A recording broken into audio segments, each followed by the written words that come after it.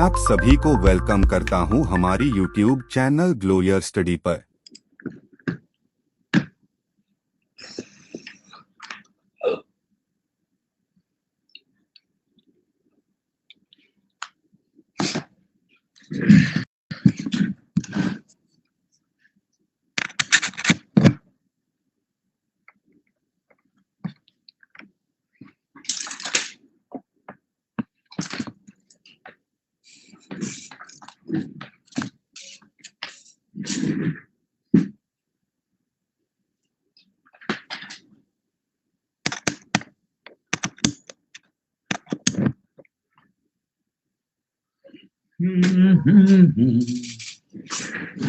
All right, good morning, good evening.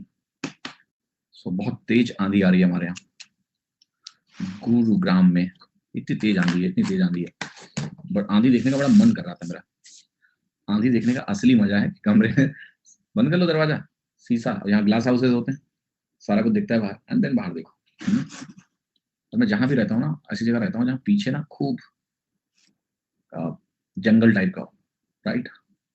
Always love to live in outskirts of the city, but the only problem in the city is that what is outskirt becomes main city after few years। तो जहां आता हूँ मैं ढूंढता हूँ कि कहाँ outskirt है, अभी उतना डेवलपमेंट नहीं है, थोड़ा कहाँ जो है खेत वोत हैं पीछे, वहां लेता हूँ मैं घर, रहता हूँ।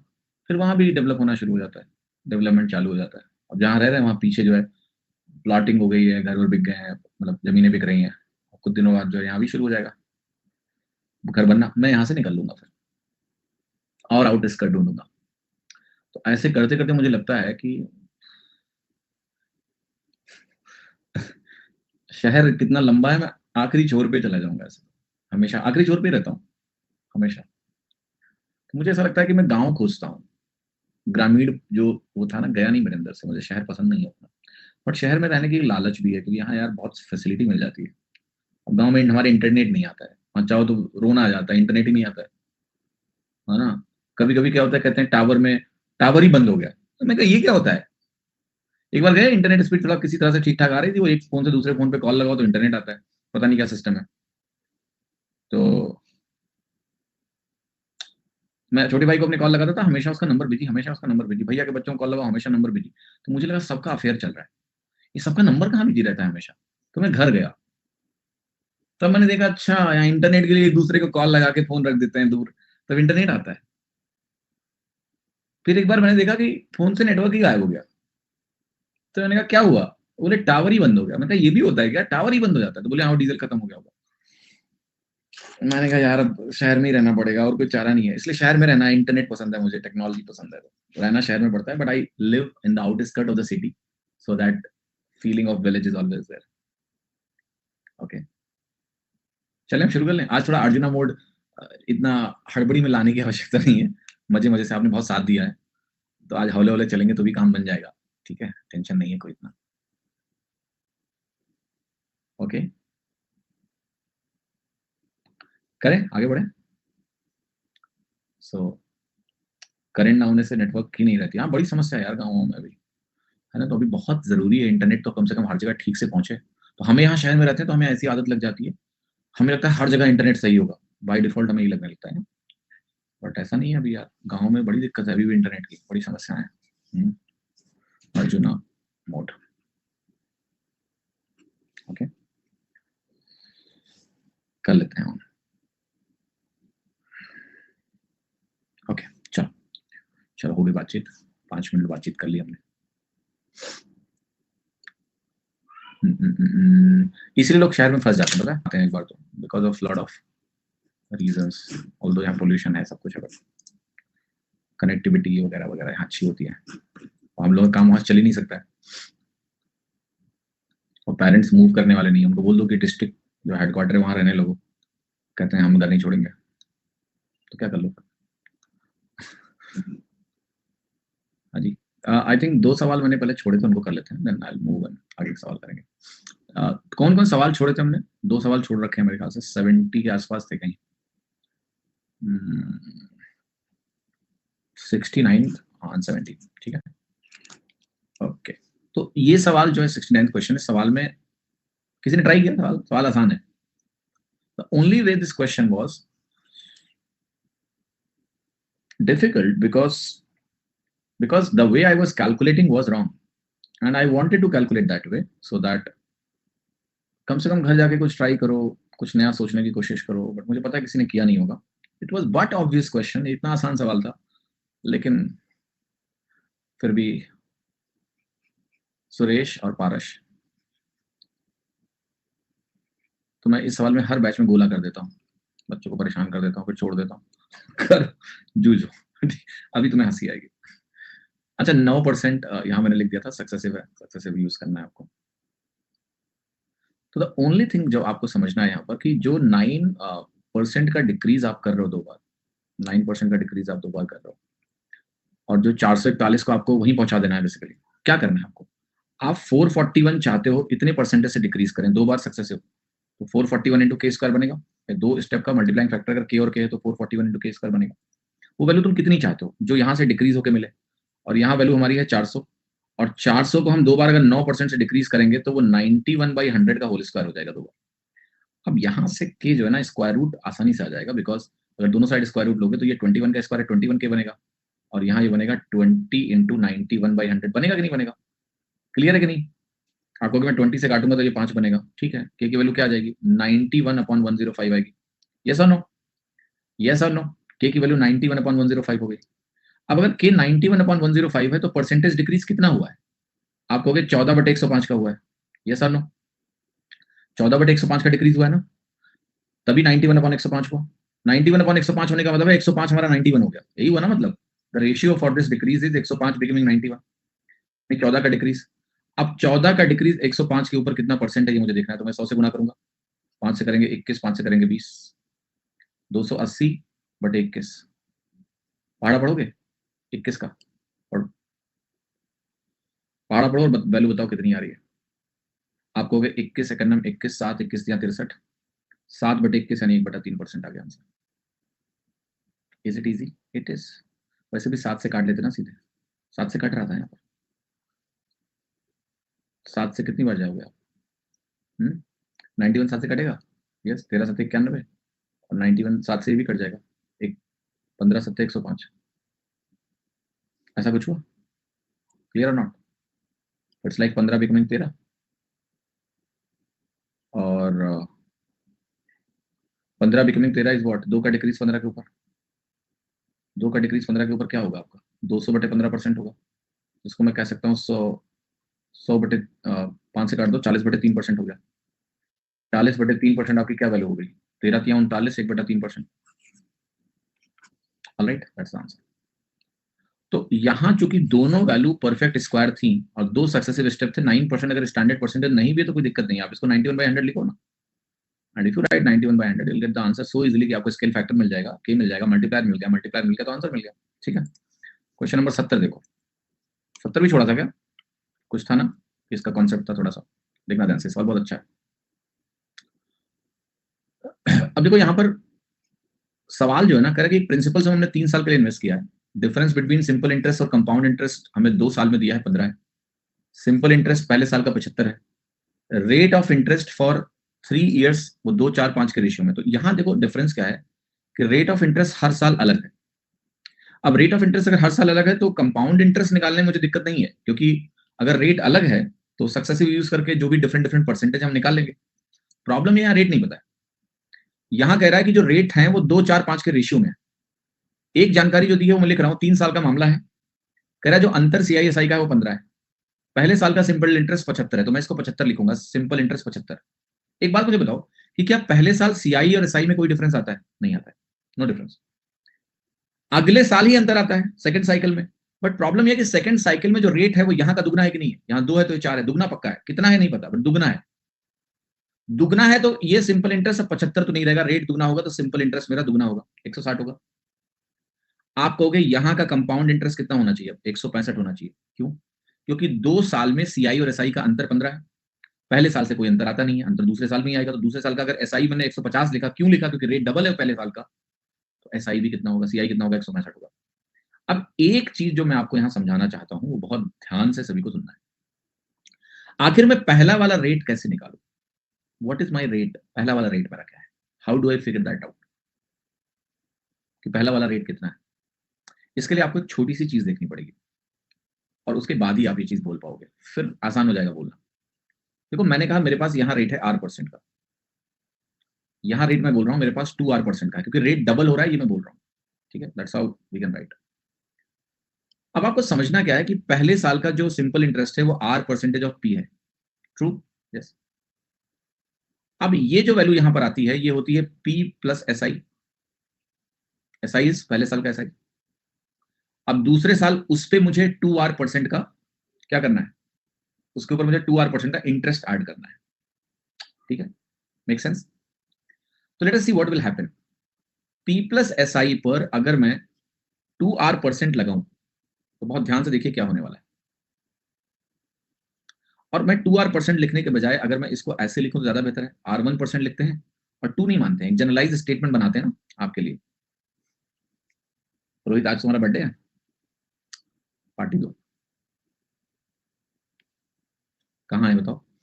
ठीक है, हैप्पी बर्थडे तभी बोलेंगे जब तुम पार्टी दोगे। स्वार्थी आदमी है, फ्री में हैप्पी बर्थडे नहीं बोलते। ठीक है, पार्टी कहाँ है बताओ? R2% of P plus SI, ये बनेगा दूसरे साल का इंटरेस्ट, जिसको हम बोलेंगे कंपाउंड इंटरेस्ट। होप कोई कंफ्यूजन नहीं है यहाँ पर। ठीक है, अच्छा दूसरे साल का जरा मुझे बताओ SI कितना होगा? दूसरे साल का जो SI होगा वो सिंपली हो जाएगा R2% of initial principal P। ये दूसरे साल का SI होगा। मैं जो समझाना चाह रहा हूं उसको बहुत ध्यान से सुनिएगा।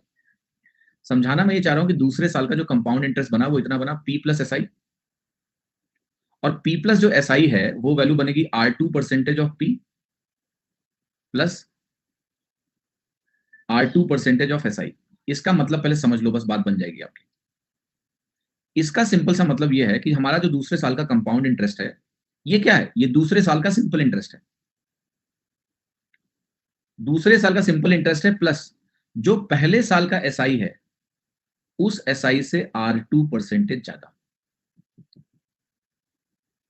दूसरे साल के SI से पहले साल के SI पे R2% ज्यादा is what my second year का CI इज। कितने लोगों को बात समझ में आ रही है? आपको एग्जांपल देके समझाऊंगा तो बेहतर समझ में आएगा। जैसे पहला जो पिछला सवाल है उसमें क्या है कि पहले साल का SI 75 है, दूसरे साल का SI क्योंकि रेट डबल हो गया तो 150 हो गया, SI CI का अंतर 15 है तो ये 165 हो गया।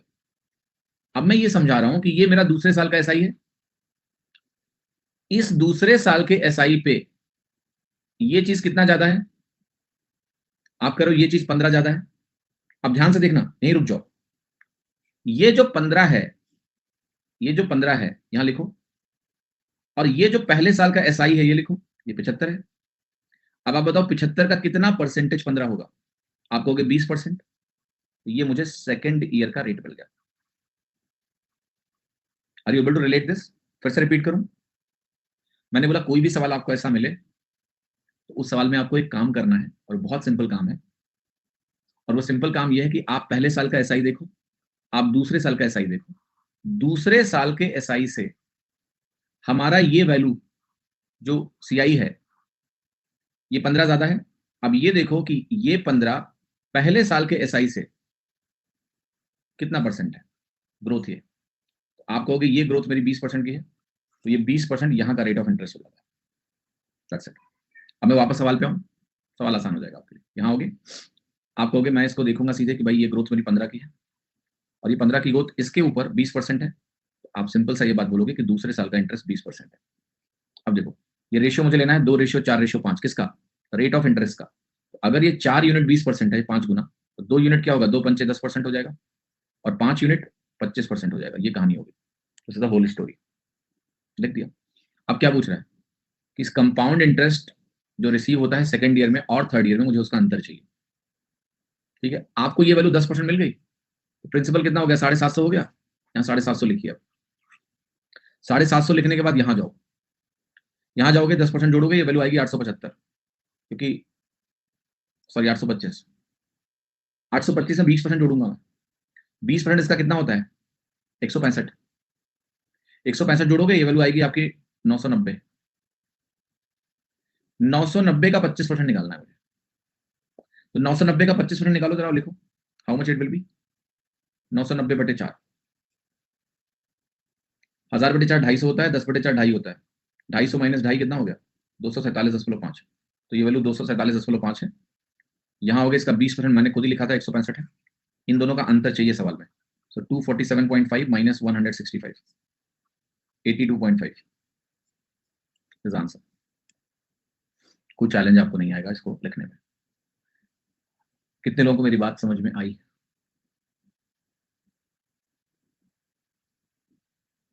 Clear? The answer is going to be 82.5। तो बेसिक जो रिश्ता है उस रिश्ते से ये चीज हम आसानी से लिख सकते हैं, इसमें कोई चैलेंज नहीं होना चाहिए। नहीं आया? क्यों नहीं आया? कम आया? डायरेक्ट 165 का 25% नहीं देख सकते। नहीं नहीं नहीं नहीं, वो गलती मत करना। देखो, जब रेट सेम होता है तब ये 10-10% से ग्रो करता है। रेट अगर बदल रहा है तो ऐसा नहीं है कि ये 10 से 20% ग्रो कर जाएगा। नहीं, किया ही नहीं। आप देखो, ये 75 था, यहाँ 75, क्या यहां से यहां 20% की ग्रोथ है? ऐसी गलती नहीं करनी है आपको। रेट्स जब डिफरेंट होते हैं तो ये जो सक्सेसिव में देखा ना कि ये जब सेम रेट होते हैं तो कंपाउंड इंटरेस्ट RR% से ग्रो करता है, सेम रेट होता है। तो अगर रेट सेम नहीं है तो ऐसी बात मत बोलना, ठीक है? गड़बड़ हो जाएगा सब कुछ। It will become wrong. We can not do like that. कितने लोगों को समझ में नहीं आया?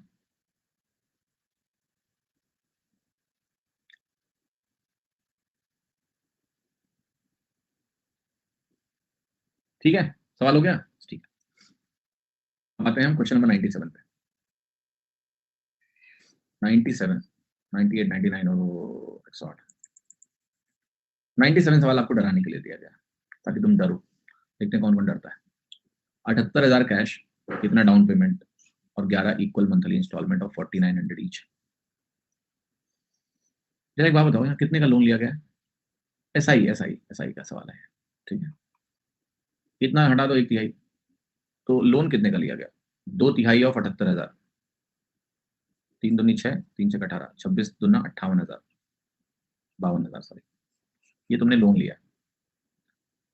अब ये बताओ मेरे पास कि अगर 52,000 रुपये मेरे पास है तो 52,000 11 महीने में, अगर मैं हर महीने का इंटरेस्ट मानता हूं R, तो क्या ये 11R/1200 से बढ़ जाएगा? नहीं, 11R/100 से बढ़ जाएगा। बिकॉज 11 मंथ का मामला है। 11 T=1 पे पहला, T=2 पे दूसरा, ऐसे करके इंस्टॉलमेंट आएगा। T=11 पे 11 आएगा, तो जो हमारा नेट ड्यू अमाउंट है वो इतना हो जाएगा।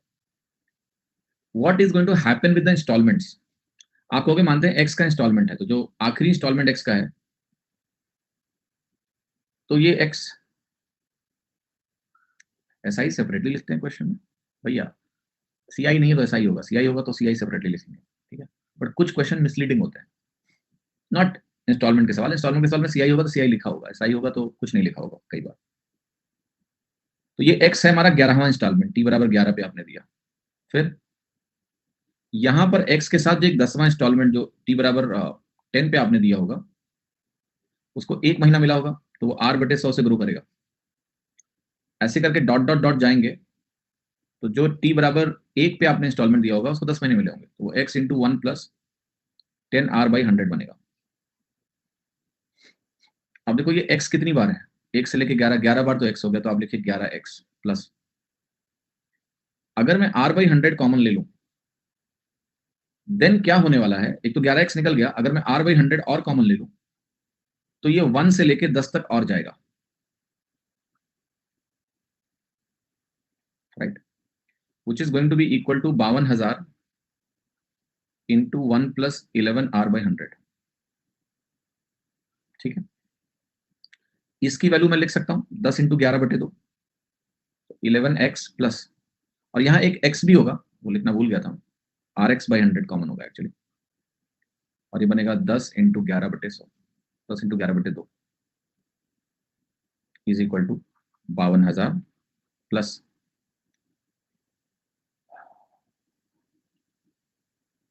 अब X की वैल्यू हमें मालूम है, वो जहां मौका मिलेगा वहां रख लेंगे, मैंने रखा नहीं था। ये 11R/100 है, तो वी कैन कट 2 0, तो 520 इंटू 11 बनेगा 572 इंटू आर, 100 से कट गया, तो ये वैल्यू इतनी आर हो गई। और यहाँ पर ये 11x and this is the value जो हम काट पीट सकते हैं चाहें तो। 10 से कटेगा 10 बचेगा। अब देखो क्या करते हैं हम, x की वैल्यू को 4900 रखेंगे, 4900 प्लस r की वैल्यू तो निकालनी है यार, x की वैल्यू फिर से रखो यहाँ 4900 into 11/20। If you just cut it out, r and r 2 से कटेगा, ये आएगा 245। ठीक है, अब 245 इंटू 11 का मान क्या होगा, लिख लेते हैं 5, तो 5 4 9, 4 2 6 2। काफी करीब पहुंच रहे हो आप इसको सॉल्व करने के, घबराना मत। ठीक है, तो 5720 आर बना माइनस 2695 आर बना। ये 11 इंटू 49 का टोटल अगर करोगे तो 9 4 13 बन जाता है, तो ये 539,000 बनता है, माइनस यहाँ बनता है 52,000। अब यहाँ जगह ही खत्म हो गई, तो इधर आ जाते हैं, डरना नहीं है, करना है। ठीक है इसको माइनस करिए, तो 5 जोड़ेंगे तो 2700 बनेगा, और 3000 और ले लेते हैं, 2700 3000 25 आर की वैल्यू हमारी आ रही है 1900। आर की वैल्यू आ रही है 1900 बटे 3025। ठीक, 25 से काट लें क्या, 25 इंटू 80 नहीं है, 25 इंटू 76 है, 25 7 175, 15 25 1 100, 25 से काटोगे 25 इंटू 120 नहीं है, 25 इंटू 121 है।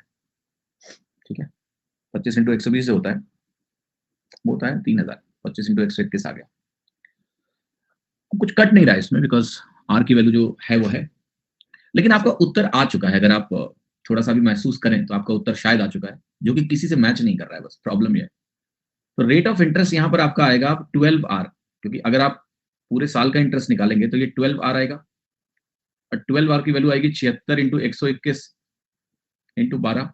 अभी आपको दिख रहा होगा 7.6 से थोड़ा सा कम आएगा यार, बट ऑलमोस्ट 7.6 के आसपास ही है हमारा रेट ऑफ इंटरेस्ट। तो जो कुछ वैल्यूज दिए ना, मेरा किसी से मैच नहीं कर रहा है, तो सब काट दो, क्योंकि मैंने बहुत धीरे धीरे कैलकुलेशन करी, मुझे लगता नहीं कि मैंने गलत किया है। कहीं लगता है तुमने मैंने गलत किया है? नहीं, खूब धीरे धीरे ऐसे कैलकुलेशन करी है, धीरे धीरे हौले हौले हौले हौले, कहाँ कुछ गलती होगी, सब ठीक ही तो लग रहा है। हाँ जी, 1/3 नहीं लेना था, कहाँ 1/3 लिया बेटा, कहाँ 1/3, कहाँ 1/3 कर दिया?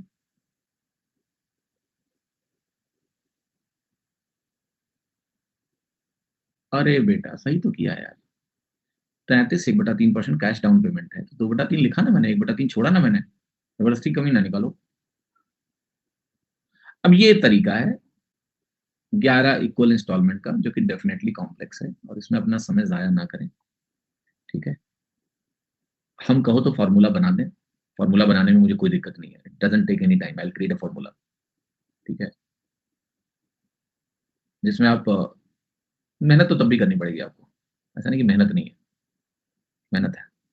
ओके, किसने कहा एग्जाम में सवाल करना है निशा? सवाल छोड़ने के लिए बताया जा रहा है कि सवाल छोड़ देना है आपको, या फिर आपका इतना समय हो कि ये सारा काम कर पाए आप? हु सेड कि ये क्वेश्चन आपको एग्जाम में करना है? नहीं करना है, नॉट एट ऑल। ठीक है, बट मैं एक चीज अभी करने जा रहा हूं, जो आप थोड़ा सा ध्यान से देखिएगा, थोड़ी मदद करने जा रहा हूं आपकी। मैं इस केस का एक फॉर्मूला दे दूंगा जिसमें आप इक्वेशन जल्दी बना पाएंगे। ठीक है, वो मैं करूंगा कब, जब मैं 108 सवाल डिस्कस कर लूंगा तब। एक फॉर्मूला देता हूं मैं इस केस का, जिसमें आप फाइनल इक्वेशन थोड़ी जल्दी बना पाएंगे, ये ऐसे ना लिखेंगे बट रादर इसको जल्दी से लिख पाएंगे। ठीक है, तो वेलकम टू दैट। अभी आप ये सवाल जो है समझ गए कि लंबा है, बट लेट्स सी कि क्या मदद मैं आपकी कर सकता हूँ इसमें। फॉर्मूला देता हूँ मैं एक, बट डिराइव करके समझाना पड़ेगा कि फॉर्मूला कैसे आया, रटाना ऐसे नहीं है बल्कि समझाना है आपको। ठीक है, तो shall I come here and solve other questions, then will come back. और आज वापस आएंगे क्योंकि टाइम है हमारे पास, चिंता ना करो। 98 सवाल देखिए। सम अमाउंट को आपने 6% पर एनम पे लेंड किया सिंपल इंटरेस्ट पे, एक साल के बाद 6800 रुपए हमने रीपे किया, और रेस्ट अमाउंट को हमने रीपे किया 5% पर एनम के हिसाब से। अगर सेकंड ईयर का इंटरेस्ट 11/20 है पहले साल के इंटरेस्ट का, तो बताना है कि जो amount of money lent out किया गया था वो था कितना।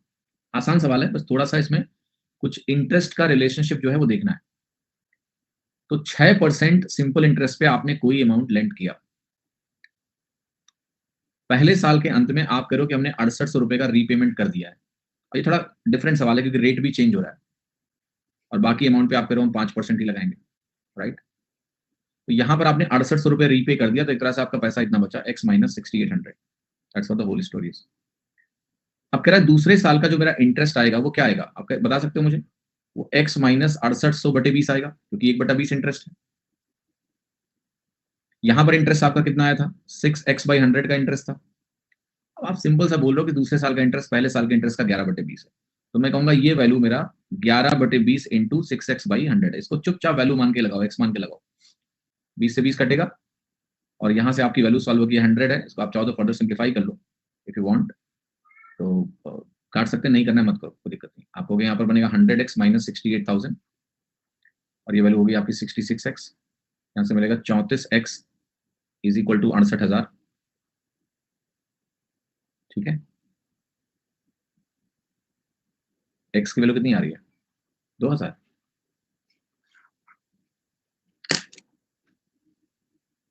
क्लियर?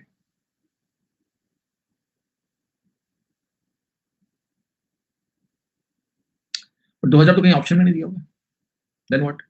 और 2000 अगर लेंड किया गया, कुछ तो गड़बड़ किया है मैंने। क्या गड़बड़ी है? 20,000 नहीं आया, 2,000 आया। 68 तो नहीं देगा फिर, तो यार ये तो मामला ही गड़बड़ हो गया है। तो भाई इस डेटा के हिसाब से तो 6% पे 6x/100 आया। ओके, क्या गड़बड़ी हुई? 4 जीरो था, ये बात आप सही बोल रहे हो कि यहाँ 4 जीरो था, तो ये 20,000 हो गया। चलो इतना तो सही हुआ कि 20,000 आ गया, और कम से कम हम कह सकते हैं कि वैल्यू रेलेवेंट है।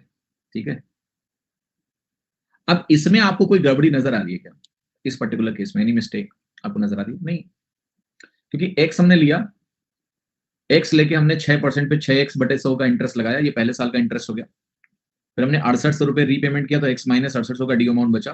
5% 1/20 होता है, तो ये इंटरेस्ट हो गया। और आप करो दूसरे साल का जो इंटरेस्ट है वो पहले साल के इंटरेस्ट का 11/20 है, तो हमने लिख दिया ये 11/20। दैट्स व्हाट आई रोट कि this value is simply going to be 11/20 into 6x/100। पहले साल का इंटरेस्ट 6x/100 है, तो इंटरेस्ट 6% का। अब आगे 20 से 20 कट गया और 11 छक्के 66x बना, 100 से 100x माइनस नहीं, कुछ गड़बड़ नहीं है। अब क्या गलती है? अब सब सही लिखा हुआ है यहाँ पर। अब ऑप्शन में धोखेबाजी, हमारी कोई गलती नहीं है। x का 6% नहीं लिया, कहाँ नहीं लिया, किसका लिया फिर?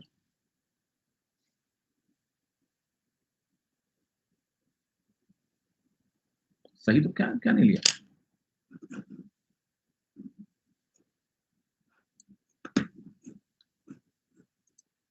हाँ, ये लड़के ने सही गलती पकड़ी है, देखो।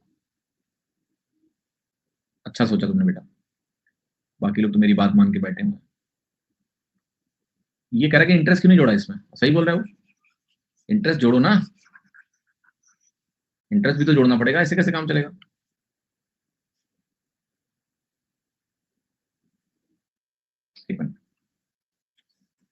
इंटरेस्ट जोड़ते हैं बालक यहाँ पर।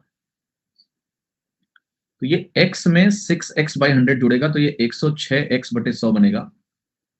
और इसमें 6800 घटा, इसका 106x/100 माइनस 6800/20 हमारा इंटरेस्ट होगा 5% पे, और ये वैल्यू हमारी 11/20 इंटू 6x/100 होगा।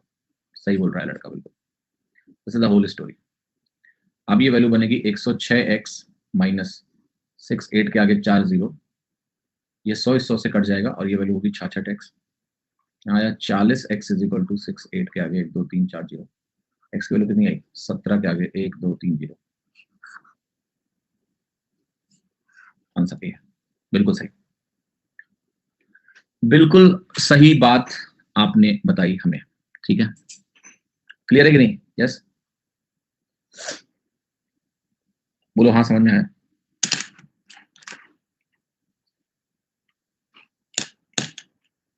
क्या सवाल करने का कोई और तरीका है? हो सकता है, जैसे आप ऐसे सोचो। कैसे? हम ऐसे सोच लें कि भाई 6% मुझे निकालना है किसी का, और फिर इसका मुझे 11/20 गुना निकालना है।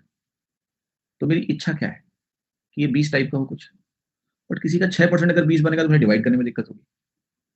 तो हम कहेंगे एक काम करते हैं, इसको 60 मान लेते हैं। इससे दोनों बात बनेगी। किसी का 6% अगर 60 है तो आप कह रहे हो कि ये वैल्यू 6000 है, कह रहे हो कि नहीं कह रहे हो, ऐसे ही कुछ कह रहे हो। फिर आप कह रहे हो इसका 11/20 गुना अगर मुझे यहाँ करना है, लेट्स से 11/20 करने का क्या मतलब हुआ? 11/20 करने का मतलब इसको 33 बनाना। 11/20 गुना मतलब 33 हो जाएगा। अब मैं कह रहा हूँ किसी का 5% 33 गुना है, 5% 33 है। तो अगर किसी का 5% 33 होगा तो वो वैल्यू यहाँ क्या होगी बताओ, टेल मी प्लीज। इससे पहले तुम लोग टोको मैंने सही कर दिया। ठीक है। किसका 5% 33 होगा? आप कहोगे 20 गुना लिखते हैं यहाँ पर, तो 20 गुना अगर लिखें तो 33 गुना 66 हो जाएगा, 660 हो जाएगा। अब आप कहोगे इसका मतलब सिंपल है कि देखो यहाँ 1000 प्लस 60 तो होना ही था, क्योंकि ये 60 रुपए का इंटरेस्ट जुड़ना ही था, -400 का मामला है। यही 400 यूनिट आपकी 6800 के बराबर है जो तुमने पे कर दिया। ये क्या माइनस होगा यहाँ पर? वही जो तुमने पे कर दिया माइनस हो जाएगा, जो तुमने पे किया वो माइनस हो गया। तो 400 यूनिट अगर 6800 के बराबर है तो एक यूनिट तुम्हारी 17 के बराबर हो गई। तो इनिशियल वैल्यू 1000 यूनिट है कि नहीं है? 1000 यूनिट 17,000 के बराबर हुई कि नहीं हुई? यस, तो ये आंसर होगा। क्या पिछला तरीका पसंद आया? बकवास है, ठीक है, महाबकवास तरीका है, ये कौन यूज करेगा? तो if I can relate to values like 11/20 दिया तो रेशियो टर्म्स में आगे बढ़ेंगे हम तो, और रेशियो टर्म्स में चीजों को सॉल्व करेंगे। हमने इसको 60 क्यों माना, बस ये समझना। ये मुझे एक ऐसी वैल्यू चाहिए जो 20 का मल्टीपल हो और 6 से डिवाइड भी हो जाए। तो 20 का मल्टीपल भी हो और 6 का मल्टीपल भी हो, तो नेचुरली मेरे को एलसीएम निकालना है इस वैल्यू का एक तरह से। तो 60 वाज द चॉइस। इसको 60 माना, ये 1000 हुआ, ये 1060 बनता, ये 33 हुआ 11/20 करने से मेरा आंसर आ गया आसानी से। 99 क्वेश्चन देखते हैं। एक आदमी ने इतना इन्वेस्ट किया है अपनी 3 बेटियों के नाम से, नीता, सीता, गीता, इस तरीके से कि वो सेम अमाउंट पाए 2, 3, 4 साल के बाद। अगर रेट ऑफ इंटरेस्ट 5% पर एनम है तो amount invested for Nita, Gita, Sita is कितना अमाउंट इन्वेस्ट हुआ?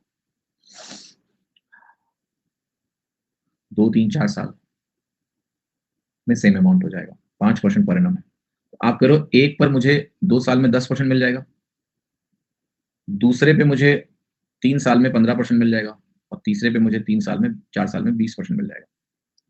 तो कुल मिला के तुम ये कह रहे हो कि 110% नीता का, 115% सीता का एंड 120% गीता का इक्वल है, ये कह रहे हो? ये सुनो, अब मैं 5 से अगर काटूं तो 5 दूनी 10, 5 दूनी 10, 22M, 23S, 24G के बराबर। अब मैं NSG का रेशियो निकाल लेता हूँ। रेशियो कैसे निकलेगा? जब n निकालना है तो इनका प्रोडक्ट होता है 23 × 24, 23 × 24 कितना होता है? 529 प्लस 23, 552। जब मुझे s लिखना है तो 22 × 24 करना है, 22 × 24 23 - 1 23 + 1 23 स्क्वायर -1 529 - 1 528। जब मुझे g लिखना है तो मुझे इन दोनों का गुणा करना है, 22 × 23 22 × 23 22 × 22 + 1 484 + 22 कितना हो गया? 484 + 22 506। ये रेशियो हो गया NSG। अब इसका टोटल निकालो। 52 और 28 कितना हुआ? 80, 80 6 कितना हो गया? 86, हो गया 1586। सही लिखा है मैंने टोटल? गड़बड़ तो बता देना, कोई भी चीज गड़बड़ हो सकती है, कोई बहुत बड़ी बात नहीं है। कोई गड़बड़ी गड़बड़ी है, क्योंकि वो इंटीजर वैल्यू ना आएगी नहीं। कौन सी वैल्यू गड़बड़ है? 23 × 24 गड़बड़ है, 529 + 23, ठीक तो है ये ठीक है। ये वैल्यू गड़बड़ है, 528, 22 × 24, 529 - 1, ये भी ठीक है। ये गड़बड़ है मेरे ख्याल से ना, 484 + 22, ये भी ठीक है। गड़बड़ क्या है? तुम्हारा दिमाग, क्या गड़बड़ है बताओ? सब तो ठीक लग रहा है मुझे इसमें। हाँ जी, एवरीथिंग सीम्स परफेक्ट।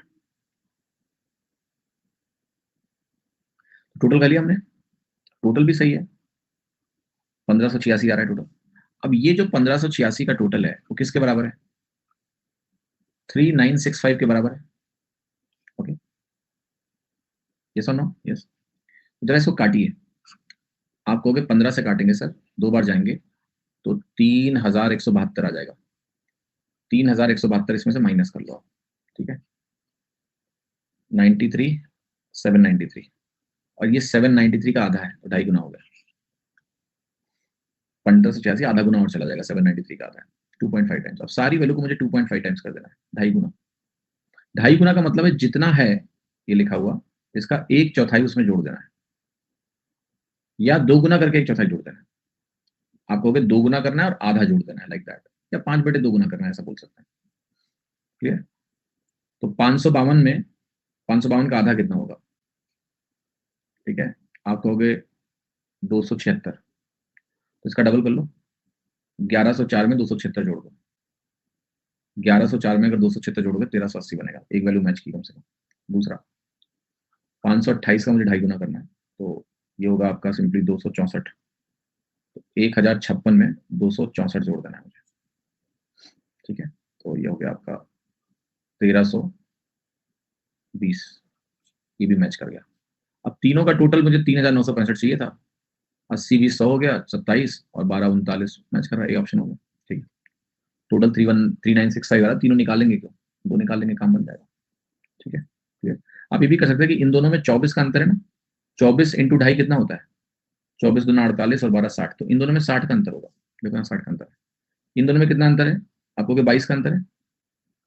22 इंटू 2.5 कितना होगा? 22 दूना 44 और 11 55, तो इन दोनों में 55 का अंतर होगा, उसे भी देख सकते हो।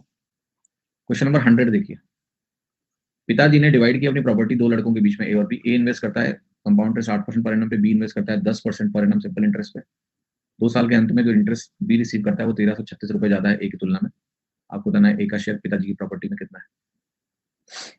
सिंपल सवाल है, ए कंपाउंड इंटरेस्ट है, तो ए को 2 साल में कितना मिलेगा? 16.64%।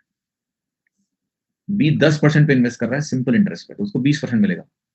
अब हमें ध्यान बस ये रखना है कि ये जो 16.64% लिखा है मैंने, ए लिखा है, और बी ज्यादा इंटरेस्ट रिसीव कर रहा है, तो बी इंटरेस्ट रिसीव कर रहा है 20% ऑफ बी। इसका जो अंतर है वो 1336 है।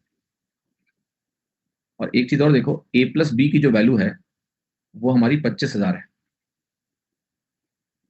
अब हम क्या करते हैं, हमें निकालना क्या है कि ए का शेयर निकालना है, तो ए की वैल्यू मुझे चाहिए, बी को एलिमिनेट कर दें, बी को एलिमिनेट कर देते हैं, ए की वैल्यू चाहिए। तो बी को एलिमिनेट करने के लिए क्या करना है, इसको 20% से गुणा कर दो, यहाँ पर 20% से यहाँ कर दो, और इसका भी 20% निकाल लेते हैं। तो 25,000 का 20% क्या होगा? 5,000 होगा।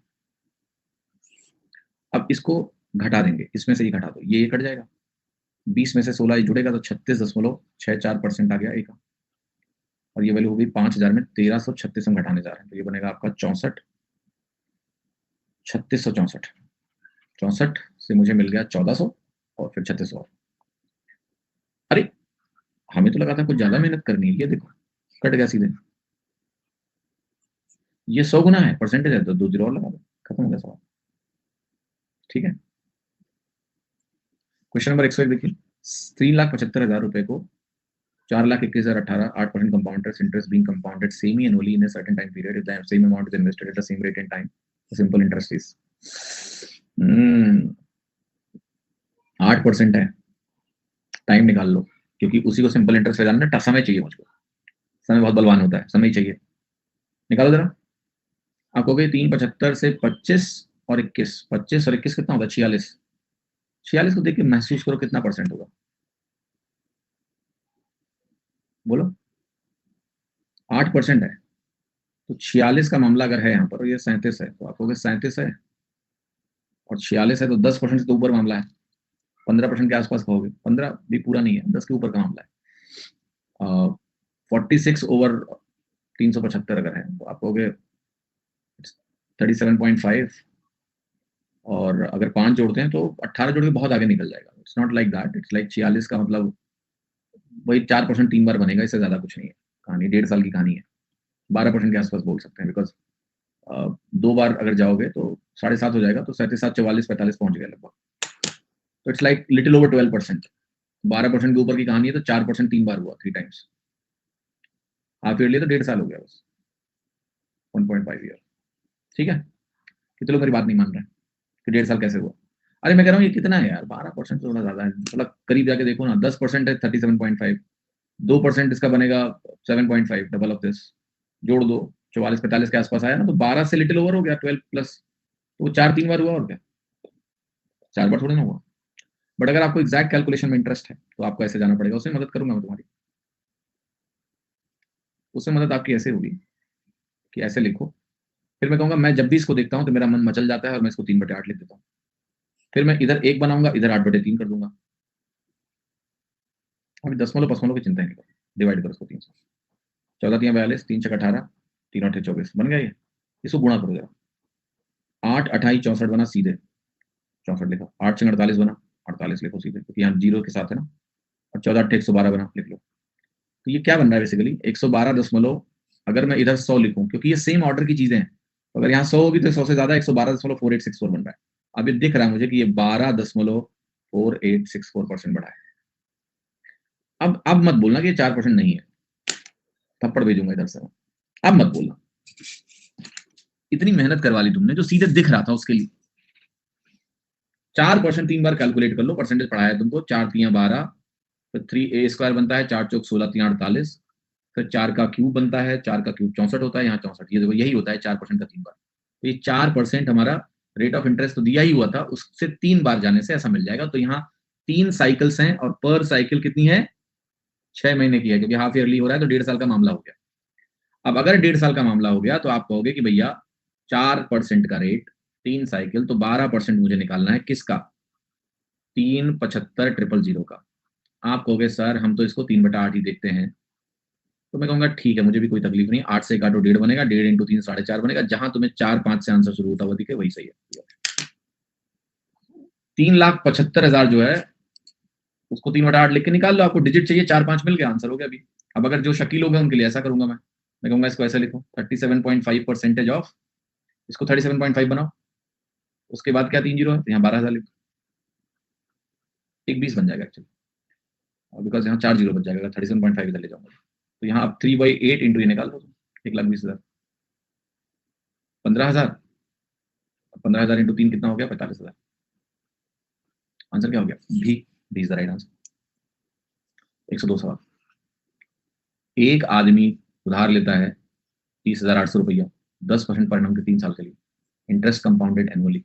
At the end of 2 years he paid a sum of rupees 13,268 at the end of 3rd year। Okay, तो क्लियर हो जाता है उधार। बताओ इसकी वैल्यू क्या है। चलो सवाल करो तुम लोग। 10% 3 साल इंटरेस्ट एनुअल कंपाउंडिंग है, 2 साल के अंत में आपने 13,268 रुपए दे दिया। तीसरे साल के अंत में कितना देना पड़ेगा। आपने कहा t बराबर 0 पे हमने कितना उधार लिया है, 30,800 का उधार लिया, ठीक है। t बराबर 1 पे तुमने 1 रुपया नहीं दिया, t बराबर 2 पे तुमने पैसा दिया, कितना दिया, 13,268, t बराबर 2 पे दिया।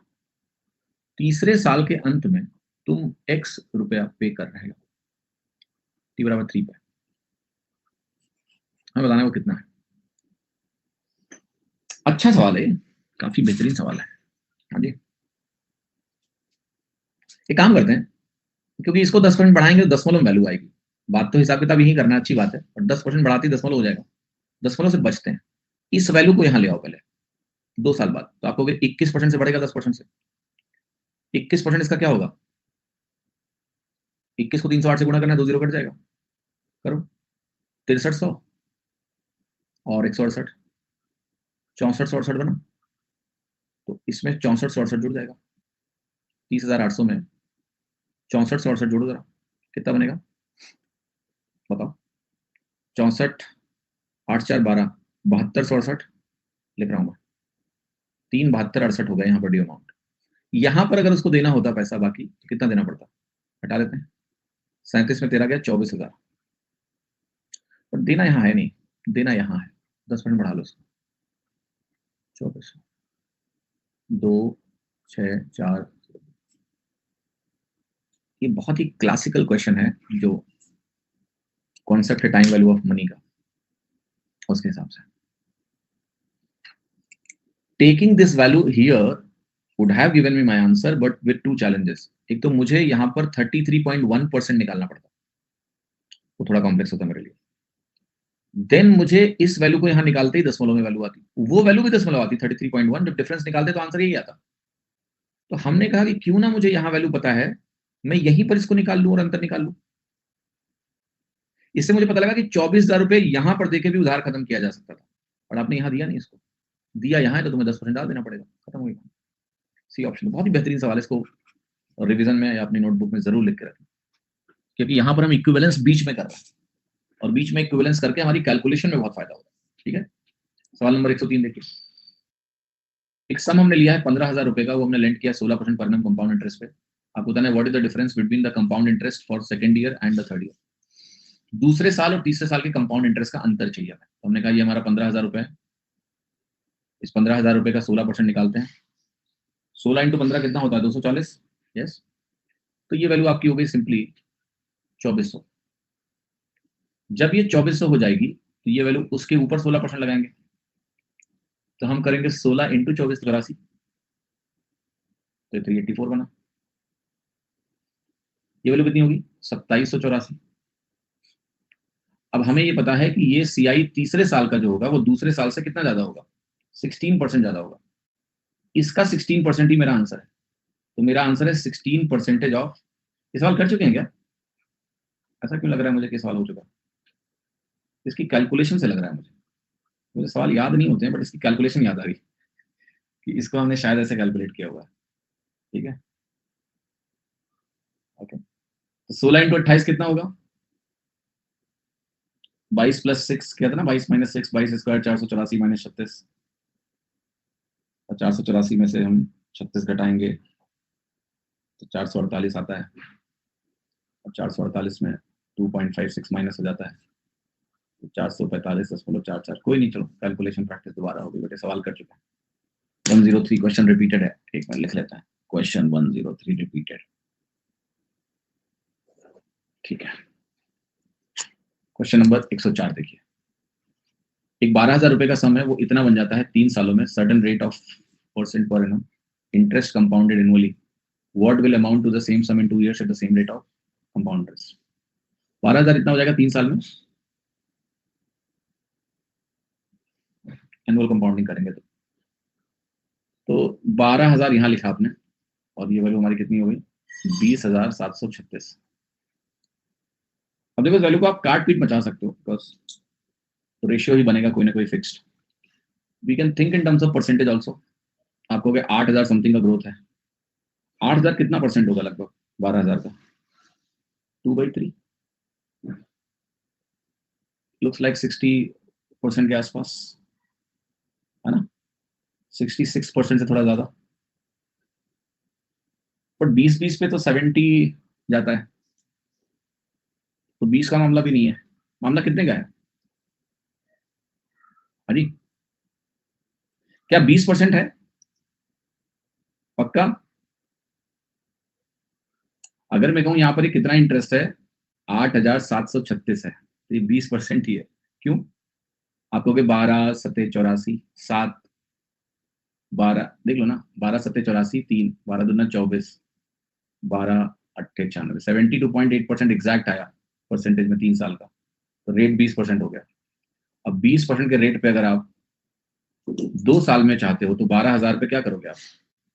इंटू 1.2 करोगे, इंटू 1.2 करोगे, 2 बार जाना है तो ऐसा कर देंगे 20%। तो ये अल्टीमेटली 12 का क्यूब बन जाएगा, 1728 तो बनना ही बनना है, जीरो लगा लो, सही ऑप्शन हो जाएगा। मैं डिजिट चाहिए थी, 1728 चाहिए, हो गया सवाल।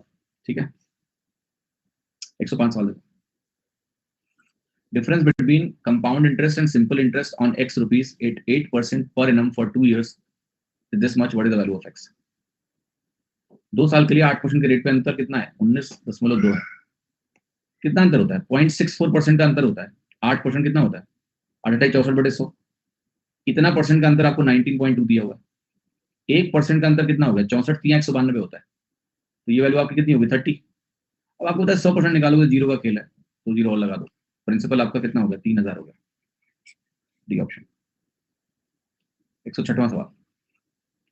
जोसेफ ने 52,500 रुपए बैंक में डाले अपनी 2 लड़कियों के नाम पे। एक लड़की 15 साल की, एक 16 साल की है, इस तरीके से कि उनको सेम अमाउंट मिलेगा जब वो 18 साल की हो जाएंगी। तो अगर बैंक 10% कंपाउंड इंटरेस्ट देता है एनुअल कंपाउंडिंग पे, तो बताना है what is the amount that Joseph had deposited in the name of younger daughter.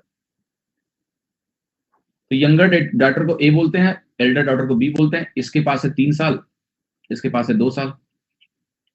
आप बताओ कि कोई भी चीज अगर 10% पे जा रही है तो 1.1 टाइम्स होती है 3 बार। इसको 3 साल मिला तो a इंटू 1.1 का होल क्यूब बनेगा और b जो है हमारा 1.1 का स्क्वायर बनेगा 2 बार, बराबर है। अल्टीमेटली आप कह रहे हो a into 1.1 is equal to b, क्योंकि 1.1 का स्क्वायर कट जाएगा। a बटा b की वैल्यू कितनी आ गई? 10/11।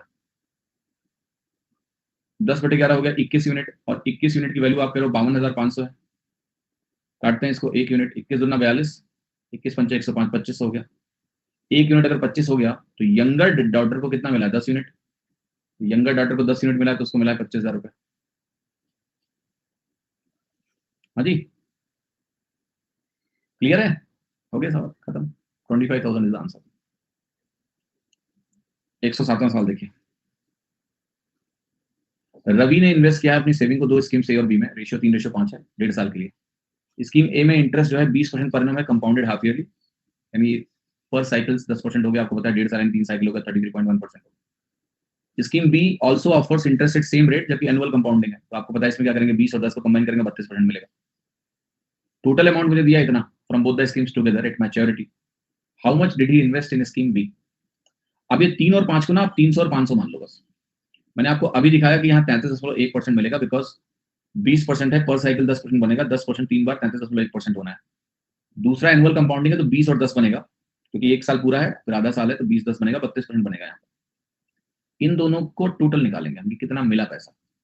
तो 300 500 800 तो उसके पास ऑलरेडी था, ऑलराइट, प्लस इसका 33.1 इंटू 3 करेंगे। अब आप चाहो तो इसको आप दशमलव में, अगर आपको नहीं डील करना है तो आप इसको 3,000 और 5,000 भी लिख सकते हो, क्योंकि आपको पता है 33.1% जब निकालना है तो 300 लेंगे दशमलव बनेगा। ऐसे रखो इसको, ये 8,000 बन गया, टोटल वैल्यू थी पहले। अभी बनेगा 331 इंटू 3, 993, ठीक है, प्लस 32% मुझे 5,000 का निकालना है, ये बनेगा 1,600। 32 पंचे 160, 1,600। ये जो टोटल वैल्यू है, ये क्वेश्चन कर रहा है, मुझे मिला है 1,27,116। इसका टोटल निकालिए, ये हो गया 16,9,25,193। कितना हो गया? 105,93। ये हो गया 127,116। इसको काटते हैं, सर एक बार जाएंगे 105,93 माइनस होगा, कितना हो गया? 118। अच्छा, अब 2 बार चला जाएगा, 2 बार और चला जाएगा, तो 1 बार गया फिर 2 बार गया, 12 बार जाके कट गया, ठीक है।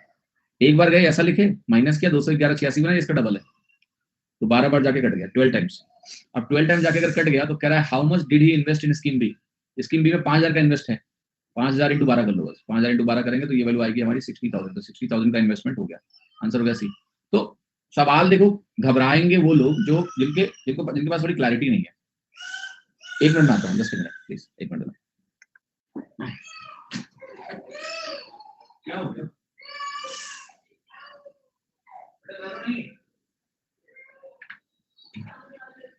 Oh my God. All right. Okay, fine. So answer कितना हो गया? 60,000, राइट? 60,000, 60,000। क्लियर? तो जितना बढ़िया क्लैरिटी आप लोगे, आप लोग कंपाउंड इंटरेस्ट से डरे हुए हैं, क्लैरिटी नहीं है। आप सवाल पढ़ोगे, आपको पूरी क्लैरिटी क्या हो रहा है। 20% per annum half yearly compounding, 10% 3 bar 33.1%, how quickly you can react and comfortably you can find the answer, ठीक है। तो जितना रिलेशन आपने परसेंटेज से एस्टैब्लिश किया, उसका फायदा आपको अभी पूरा होगा। लेकिन जो लोग परसेंटेज से रिलेशनशिप एस्टैब्लिश नहीं करते हैं, इसकी ऐसा है कि वो स्ट्रगल करते हैं। हर चीज रेशियो में नहीं लिखना है। जैसे इस सवाल में रेशियो में लिखने बैठोगे तो कॉम्प्लेक्स हो जाएगा सवाल। इस सवाल को परसेंटेज से सोचने में फायदा है। 20 10 32, 10 10 10 33.1, लाइक दैट, है ना। It's easy for you. Question number 108 पे आइए। एक फ्लैट है, वो हम सोसाइटी में 25 लाख कैश, या फिर इस टर्म्स में कि कस्टमर इतना डाउन पेमेंट दे दे और बाकी 3 इक्वल इंस्टॉलमेंट पे कर दे। सोसाइटी में 20% का पर annum compounded half yearly interest rate है, तो मतलब 10% इफेक्टिव भी बन जाएगा। 3 इंस्टॉलमेंट है और cash down rest of 3 equal installment. Society charges interest at the rate of 20% per annum compounded half yearly. If the flat is purchased under investment plan, find the total interest paid in this investment scheme, ठीक है। चलो भाई, इस सवाल को करिए जरा फटाक से। कैसे होगा? तो आपको देखो, यहाँ 10% का मामला है और वो कंपाउंड इंटरेस्ट वाला खेल है 3 बार वाला। तो हमें पता है कि यहाँ 1331 बनता है, यहाँ 1331 बनता है। 10% का 3 इंस्टॉलमेंट है, 1331 बनता है। आपको पता है ये 1331 यहाँ 1000 वाला होता है, यहाँ ये वैल्यू 1100 वाली होती है, और यहाँ पर ये वैल्यू 1210 वाली होती है। हमें सवाल कर चुके हैं। तो इसको अगर हम टोटल जोड़ते हैं, 12 11 23 10 33 बनता है। यहाँ पर कुल मिला के वैल्यू बनती है 3310। इफ यू रिमेंबर करेक्टली, ये वैल्यू 3310 बन जाती है यहाँ पर, ठीक है। अब कहानी क्या है कि ये 3310 जो है, ये किसके बराबर हमें करना है, हम 54,000 डाउन पेमेंट दे रहे हैं, तो डाउन पेमेंट घटा लो यहाँ पर, जो 25 लाख रुपए हैं, 25 लाख रुपए हैं, 2500,000, इसमें 54,000 कितना घटाना है मुझे, 805 घटाना है, माइनस कर लेते हैं, तो ये वैल्यू हमारी हो गई 195, और 195 हटाने के बाद यहाँ 99 में से 54 जाएगा, तो ये बनेगा आपका 45 और ये 24, तो ये वैल्यू आपकी हो गई। अब आपको इसको क्या करना है, 3310 से डिवाइड करना है, 24, 45, 195, इसको मुझे इससे डिवाइड करना है। अब जो टाइम वेस्ट होगा तुम्हारा वो डिवाइड करने में, क्योंकि डिवीजन थोड़ा सा दशमलव में वैल्यू आपको दिख रही होगी, तो इसका मतलब है कि ये इतनी आसानी से कट नहीं रहा है शायद, ठीक है, दैट इज क्लियर, ये बहुत सरलता से यहाँ पर ये वैल्यू मुझे कटती हुई दिख नहीं रही है, बट ठीक है, ऑप्शन ऐसा भी नहीं कि बहुत ज्यादा करीब है, गैप थोड़ा ठीक ठाक है, तो काटना तो पड़ेगा, बिकॉज और तो मेरे पास कोई चॉइस नहीं है, तो जरा कैंसिल आउट करो और फिगर आउट करो कि यहाँ पर आंसर क्या है, जरा कैसे काटोगे आप, 3993 माइनस 3310, इंटरेस्ट जो मुझे निकालना है बिल्कुल, तो इंटरेस्ट वैल्यू जो मुझे कैलकुलेट करनी है वो यहाँ पर आएगी 3993, और इसमें से हम घटाएंगे कितना, 3310, तो वैल्यू मुझे कितनी मिलने वाली है, 683, तो मुझे फाइनली जो वैल्यू मान निकालना है वो 683 का निकालना है, right, 683 is what I have to figure out, है ना, तो 683 अगर मुझे वैल्यू निकालनी, तो अब मैं कैसे करूं, क्या मैं इसको डिवाइड करूं, यार मैं डिवाइड नहीं करता हूं, मैं थोड़ा सा दुष्ट किस्म का प्राणी हूं, तो मैं क्या करूंगा ना, मैं इसको ऐसे करूंगा, 6 डबल कर दूंगा पहले, थोड़ा करीब पहुंचते हैं उसके, और क्या, डबल करना मेरे लिए आसान है, तो मैं डबल देखो कैसे करूंगा, 195 का डबल कितना होता है, 390, 45 का डबल क्या होता है, 90, 24 का डबल क्या होता है, 48, देखो डबल आसानी से हो गया, ठीक है। अब मैं कहूंगा कि देखो 66 चाहिए, तो यहाँ पहुंच जाओ, 2 दशमलव लगा लिया, सही लिखा है सब कुछ अभी तक, 3310 यूनिट की value, because the loan amount is this and the किश्त amount is 683, sorry 683 we have to figure out ना, 683 मतलब 662, 0 काट दो पहले, ठीक, बट पता है टोटल इंटरेस्ट पेड जो पूछ रहा है ना, ऑप्शन गलत है फिर, क्योंकि टोटल इंटरेस्ट पेड इनमें से कुछ नहीं आएगा,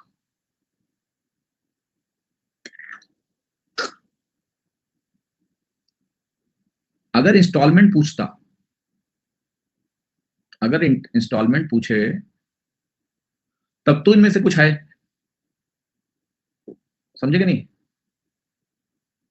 आप मेरी बात समझ रहे हो, टोटल इंटरेस्ट जो पेड हो तो 683 यूनिट्स है यार, 683 यूनिट यहाँ कुछ नहीं आएगा, बिकॉज 683 मुझे लगता है इससे थोड़ा आसपास ही होगा, 20 यूनिट और बढ़ा देना, 21 यूनिट, 20-21 यूनिट बढ़ाने का मतलब ये थोड़े 48 से यहाँ पहुंच जाएगा, नहीं पहुंच सकता है, तो ये सवाल में ना जो बेसिकली पूछना है, इनको पूछना ये है, ठीक है, इंस्टॉलमेंट पूछना है सवाल में, तो ये जो ऑप्शन दिए ना ये गलत है, ब्याज नहीं पूछना है, इंस्टॉलमेंट पूछना है, तो इंस्टॉलमेंट कैलकुलेट कर लेते हैं यार, ठीक है, इंस्टॉलमेंट कैलकुलेट करना है, इंस्टॉलमेंट कर लेते हैं, अब हमने जो लिखा उसके हिसाब से बात बनी, नहीं बनी कोई बात नहीं, इसका भी डबल कर लो ठीक है, तो कितना आएगा,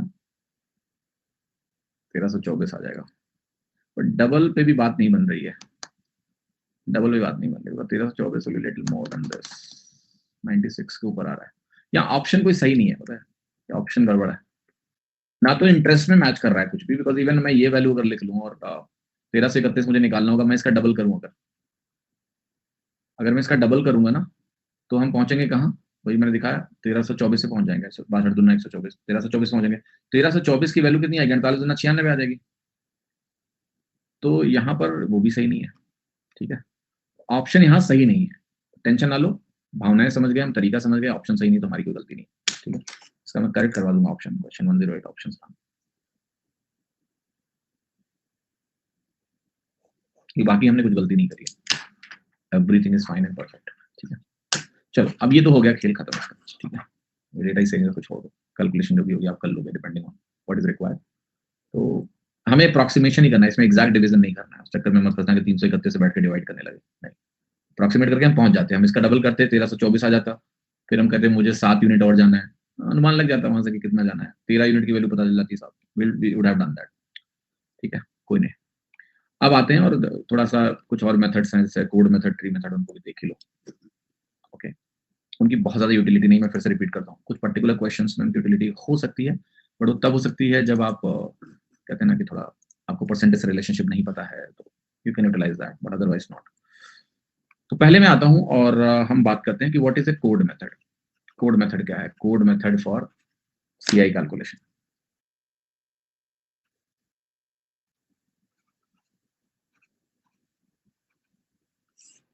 अब सीआई का स्टैंडर्ड फॉर्मूला क्या होता है?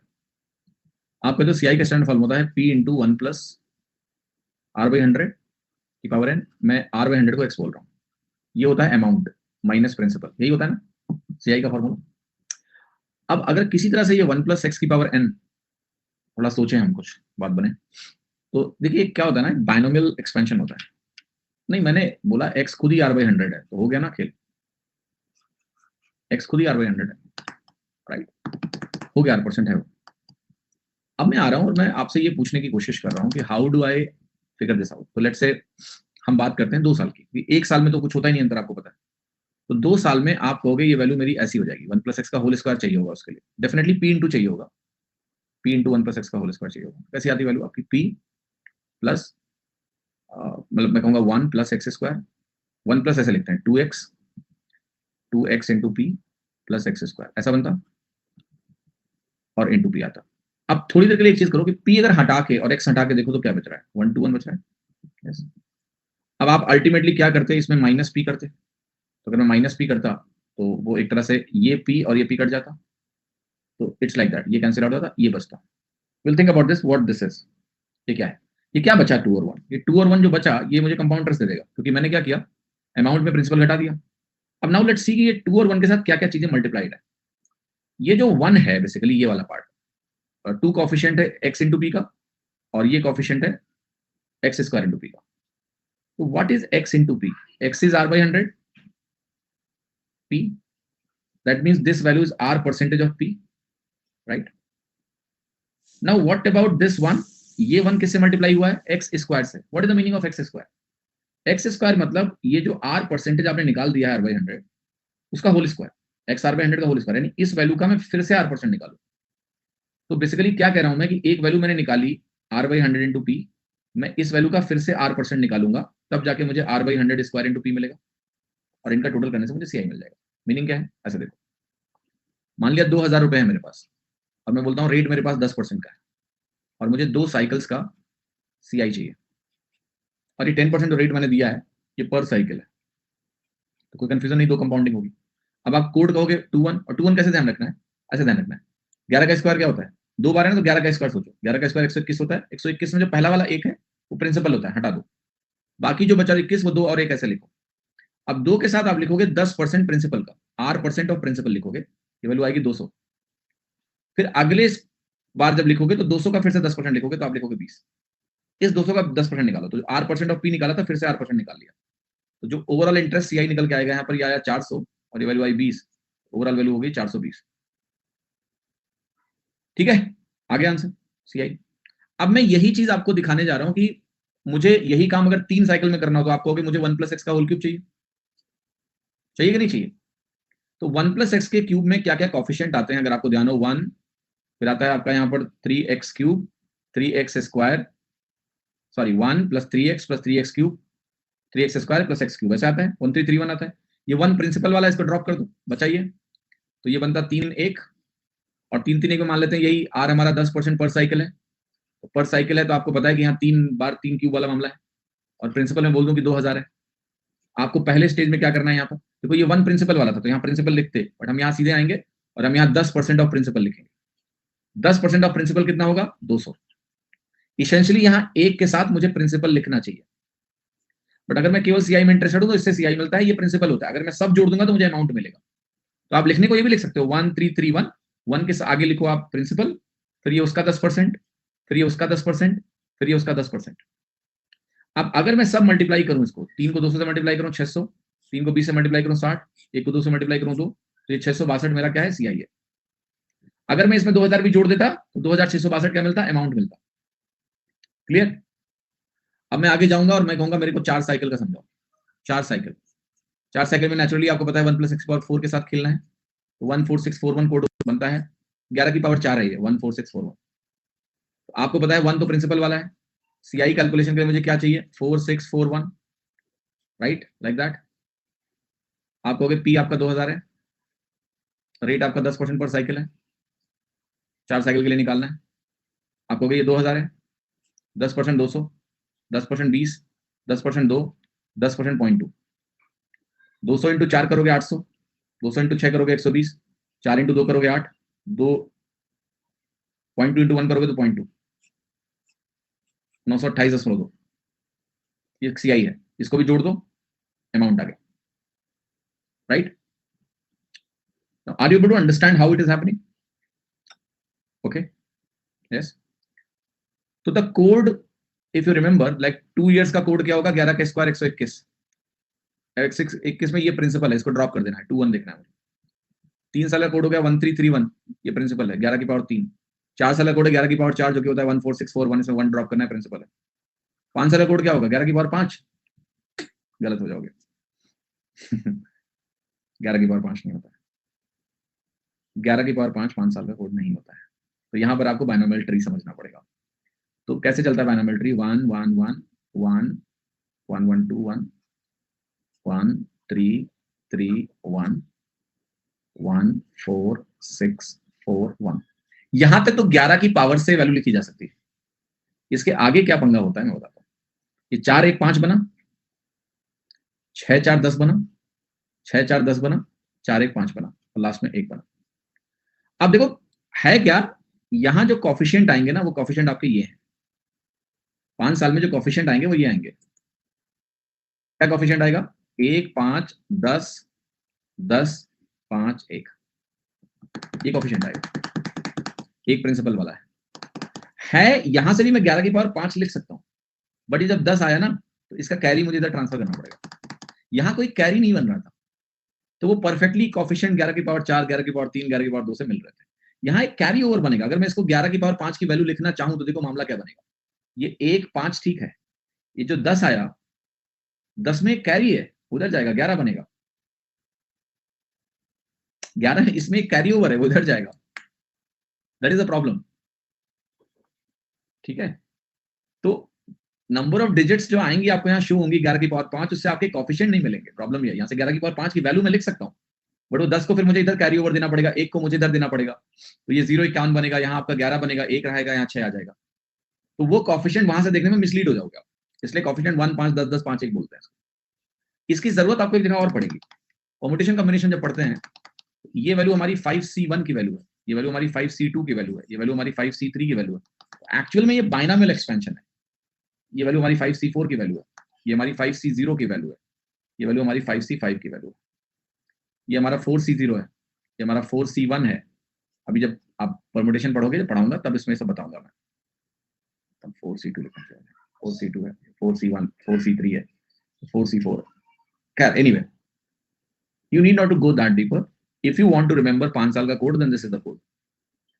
If you want to know 6 साल का code, you go write 1 6 15 20 15 6 1. But I don't think they are going to ask these things. ठीक है, 6 साल तो नहीं है पूछेंगे। मान लिया 5 साल आप क्यूरियोसिटी से समझना चाहते हो, तो 1 5 10 10 5 एग्जाम रखो। If you are curious, that's it. 6 साल का कोड है 1 6 15 20 15 6 1. 7 साल का कोड भी लिख सकते हो, but you don't need it, इतना कुछ जरूरत पड़ेगी। तो ये कोड मेथड हो गया सीआई निकालने का, ठीक है? हाँ, अलजेब्रा में भी इसका यूज कर सकते हैं, यस।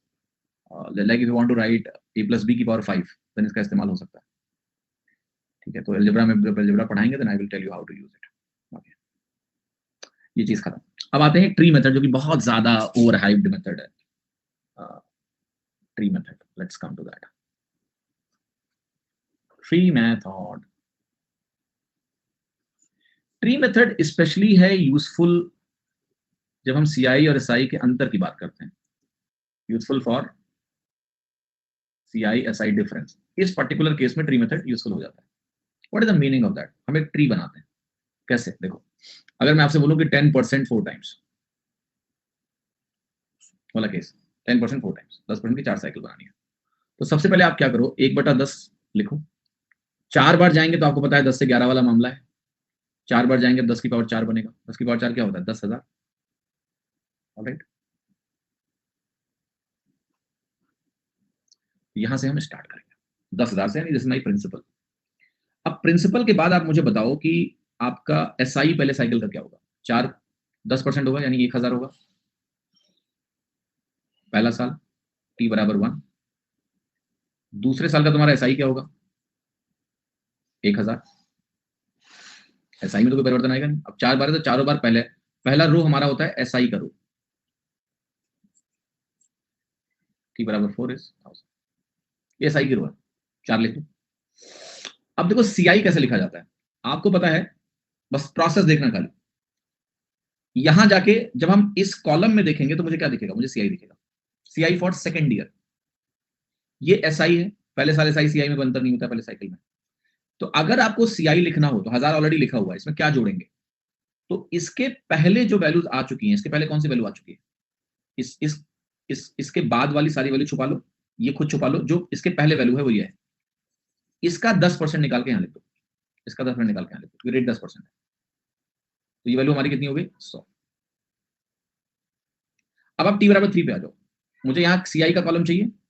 सीआई के कॉलम अगर मुझे चाहिए तो मैं ऐसे इधर देखूंगा नीचे, मैं इसके आगे की चीजें छुपा लूंगा। इसके पहले जितनी भी चीज आ चुकी है, 2 बार 1000 आ चुकी है, 1 बार 100 आ चुकी है, मैं सबका 10% निकालूंगा। 1000 का 10% निकालूंगा 100 लिखूंगा, फिर मैं यहां आऊंगा, इस कॉलम के 1000 का 10% निकालूंगा मैं 100 लिखूंगा, और इस कॉलम के 100 का 10% निकालूंगा और मैं 10 लिखूंगा, फिर मैं यहां आऊंगा, फिर मैं कहूंगा इसके पहले जितनी वैल्यूज आ चुकी हैं, 3 बार 1000 आ चुका है तो 3 बार मैं 100 लिखूंगा, क्योंकि 1000 का मैं 10% निकाल रहा हूं। फिर मेरा इस वैल्यू के पहले 3 बार 1000 के बाद 3 बार 100 आया था, तो मैं 3 बार 10 लिखूंगा, फिर इस 10% का 1% निकालूंगा, 1 लिखूंगा। अब देखना आपको क्या, this is your SI, this is your SI, this column is your CI, right. अगर आप यहां पर जाके सारे टोटल करेंगे तो ये 1000 आया, ये वैल्यू आपकी आई 1100, यहां वैल्यू आएगी आपकी 1210, यहां वैल्यू आपकी आएगी 1331। ठीक, क्लियर है।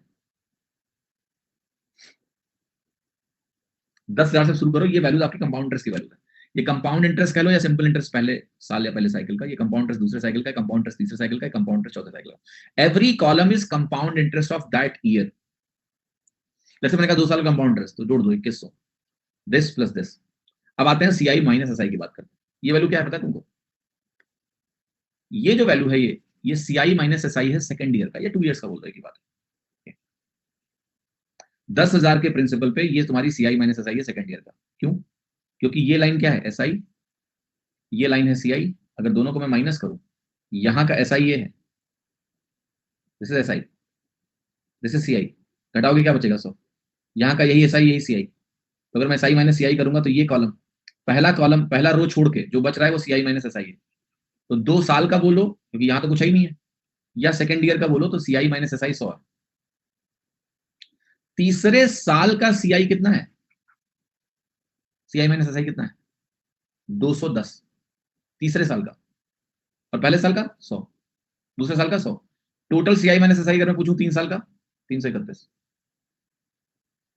सो पहला रो छोड़ के जो कुछ है वो सीआई माइनस एसआई है। तो अगर मैं पूछूं तीसरे साल का सीआई माइनस एसआई 210, टोटल 3 साल का सीआई माइनस एसआई, क्लियर। चौथे साल का सीआई माइनस एसआई 331, 4 साल का CI minus SI 331 plus 210 plus 100। Are you able to understand the tree.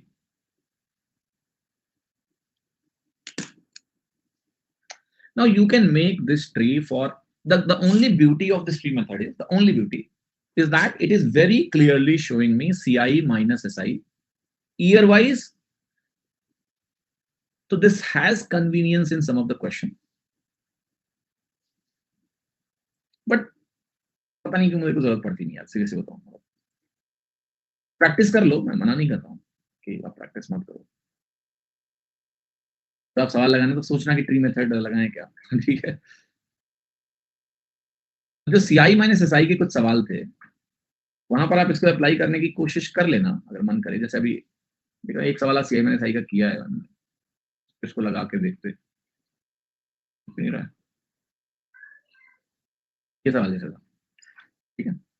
अब 2 साल में क्या मजा ही नहीं आएगा, फिर भी देख लो, प्रैक्टिस करा देते हैं। 8% है, 8% क्या होता है, 2/25 होता है। 2 साल का मामला है तो आपको 25 स्क्वायर 27 स्क्वायर बनता है, तो हम अपनी वैल्यू को मानेंगे 625। अब 625 का 8% कितना होता है, हाँ 2/25 निकालो 50 होता है। तो 50 मेरा हो गया सिंपल इंटरेस्ट, ऐसे लिखो t बराबर 1 t बराबर 2। अब 2 ही बार लिखना है, 50 पे आओ, फिर आप कहोगे यहाँ 50 लिखा, यहाँ मुझे कुछ वैल्यू लिखनी है, तो वो 2/25 50 का हो जाएगा, 4 हो गया। ये वैल्यू क्या है, CI माइनस SI है, तो ये 4 यूनिट जो है तुम्हारा 19.2 के बराबर है। तो 1 यूनिट किसके बराबर है, 4 चौके 16, 4 8 32, 4.8 के बराबर है। x की वैल्यू पूछ रहा था, x क्या है, अमाउंट है, 625 यूनिट की वैल्यू निकाल दो, तो 625 इंटू 4.8, हम इसको देख के क्या बोलते हैं, 1/16, 16 3 48, 3000 आ जाएगा। बट अदरवाइज कॉम्प्लेक्स हो गया ना, अब 625 को अगर किसी ने 4.8 से गुणा किया तो लंबा हो गया है। It may be convenient in some of the question, I'm not denying that, okay, otherwise what is the purpose of the method? But it's a luxury, if you can learn, it's a luxury, it's a good thing। CI minus SI देखना थोड़ा आसान हो जाएगा, because मैं again बोल रहा हूँ इसके बेनिफिट क्या है कि CI माइनस SI सीधा दिखता है, that is the good thing. और स्पेशली रेशियो मेथड में थोड़ा मुश्किल हो जाता है, रेशियो मेथड लगाओगे आप 25 स्क्वायर मानोगे, देन आप ऐसे इसको लिख लोगे, तो CI माइनस SI डेफिनेटली आसानी से दिखता है।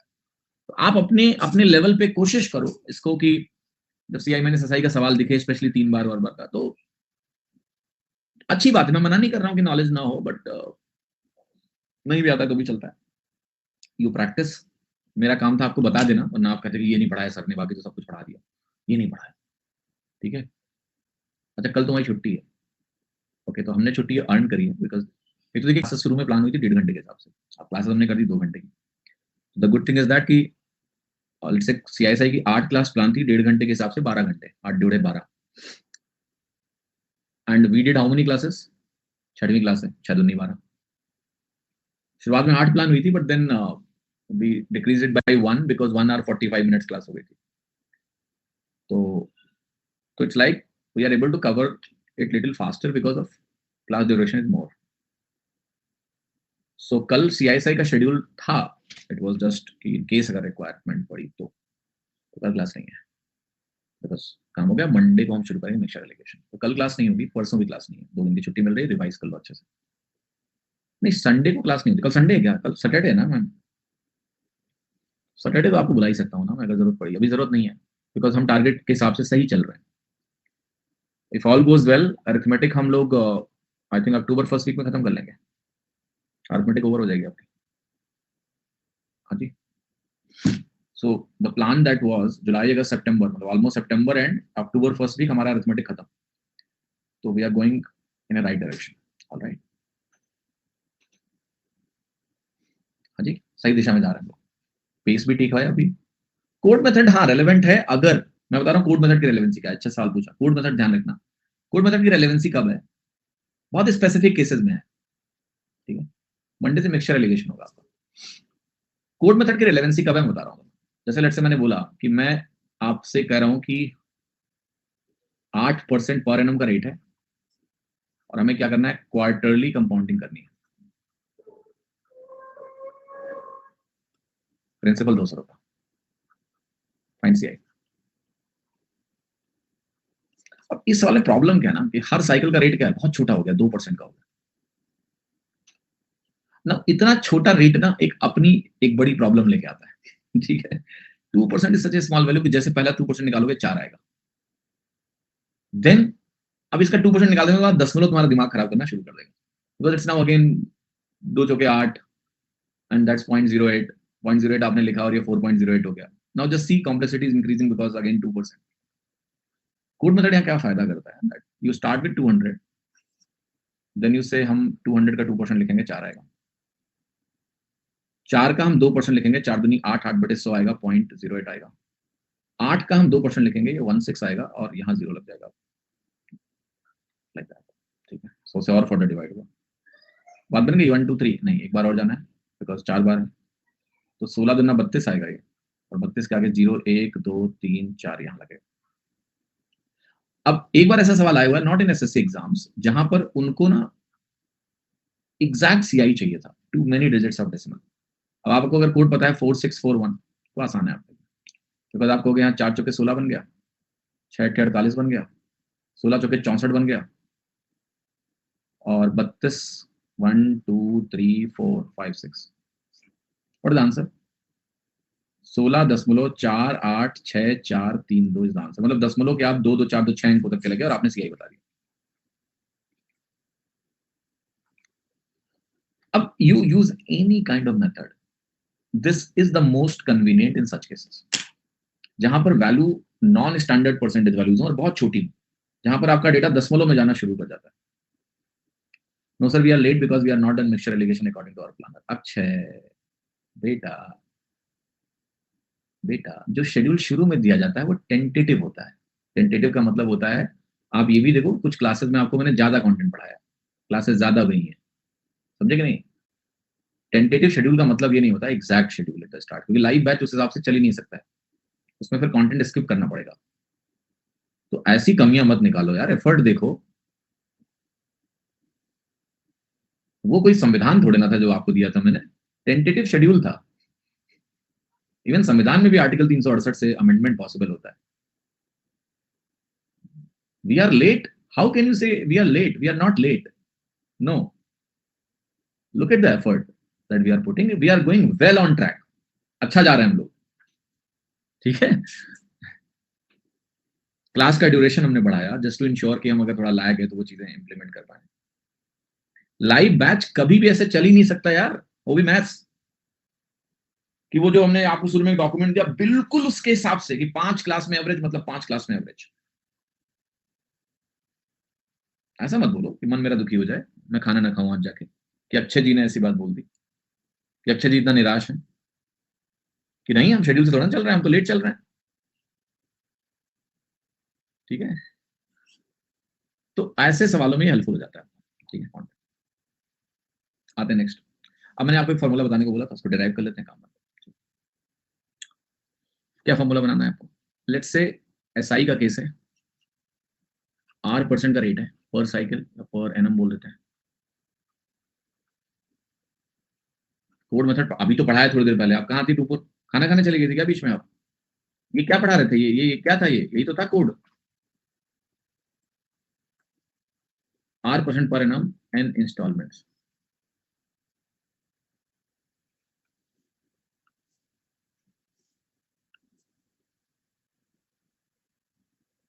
ठीक है,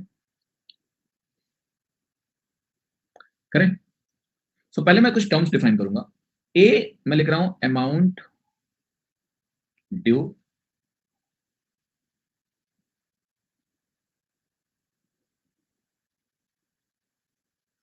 एट एन ईयर्स।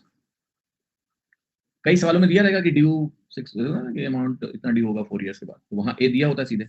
अदरवाइज ए की वैल्यू होगी P इंटू 1 प्लस NR/100। अगर ए पी दिया हुआ है मुझे सीधे, वो वाला केस है कि मैंने बोरो किया है अभी इतना, तो ये फॉर्मूला लगा के ए निकालोगे। और कई सवालों में ए दिया होता है, मैंने बताया था एक भाषा कि 6480 due 4 year hence, date of 6480 due 4 year hence, वहां ए की वैल्यू सीधे दी होती 6480 जो ड्यू है। अब इसको आप कैसे लिखोगे? आपको यहाँ ए लिखना है, ए जिस भी तरीके से, ये वाला तरीके से निकालना पड़ेगा तो निकालेंगे, वरना ए सीधा लिख देंगे। अब यहाँ हो गए, आप इंस्टॉलमेंट वैल्यू मानो एक्स की, तो आपको पता है हम क्या करेंगे, एक्स लिखेंगे। एक वाले एक्स को 1 प्लस NR/100 मिलेगा, बढ़ोतरी। एक वाले एक्स को n 1 plus n into 2R/100 मिलेगा, क्योंकि वो दो साल मौका मिल गया उसको। जो पहला इंस्टॉलमेंट होगा ना, उसको n-1 साल मिलते हैं, तो उसको ऐसे लिखते हैं 1 plus n into n-1 into R/100। अब ये x कितनी बार आएगा? आपको x एक ऐसे करके x, यहाँ देखो n-1 है, तो 1 इंटू R, 2 इंटू R, क्या कर रहा हूँ मैं? n क्यों लिखा है यहाँ पर यार? नो सॉरी, n क्यों लिखा है? कोई मना भी नहीं कर रहा है। ये सिंपली R/100 होगा, ये सिंपली 2/R100 होगा, ये सिंपली यहाँ n-1 into R, 2R 3R ऐसे करके चलता है। अब ये x कितनी बार आया आप बताओ? n-1 है तो x है, 1 है तो x है, और यहाँ भी एक x है, तो ये टोटल n इंटू x है, n बार x आया। फिर अगर मैं XR/100 कॉमन ले लूँ, तो ये वैल्यू हो गया 1 plus 2 plus 3 dot dot dot till n-1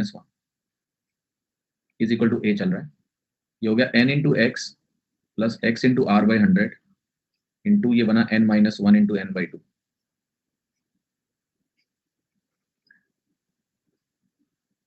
यहां अगर मैं x कॉमन लूं तो मुझे मिल रहा है n plus r/100 plus then I must say r/200। x common लिया, n प्लस r/200 हो गया, और यहां पर आपको मिल रहा है n into n-1 is equal to a। x की वैल्यू क्या मिलेगी अब यहां से, 200a divided by 200n plus r into r बाद में लिख सकते हैं n-1 इंटू r।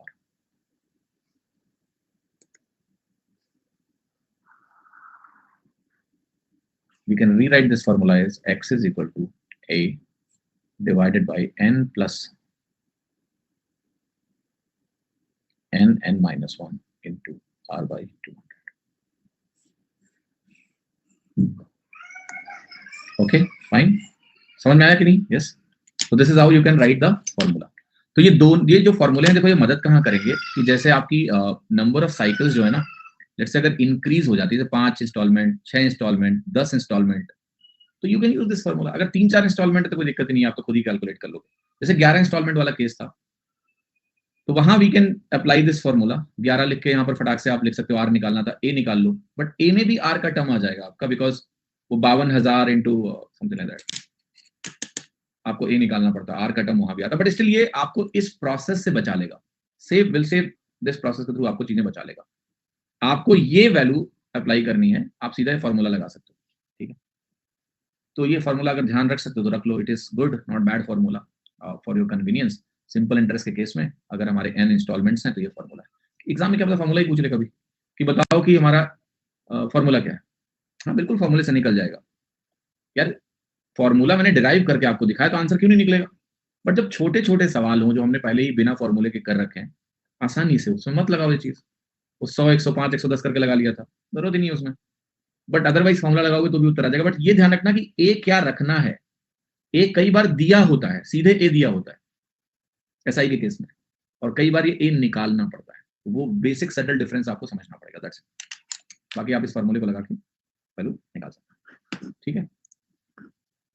हाँ जी, इंस्टॉलमेंट समझने में प्रॉब्लम हो रही है, आप नए नहीं हो, इंस्टॉलमेंट में सबको दिक्कत होती है, बट अगर आप मेरी क्लास को ठीक से समझेंगे ओपन माइंड से, तो इंस्टॉलमेंट की समस्या जिंदगी भर के लिए खत्म हो जाएगी। बिकॉज क्लैरिटी के साथ मैंने इंस्टॉलमेंट पढ़ाया है, कुछ भी रटाने की कोशिश नहीं करी है। मे भी आपको देखना पड़ेगा 2-3 बार।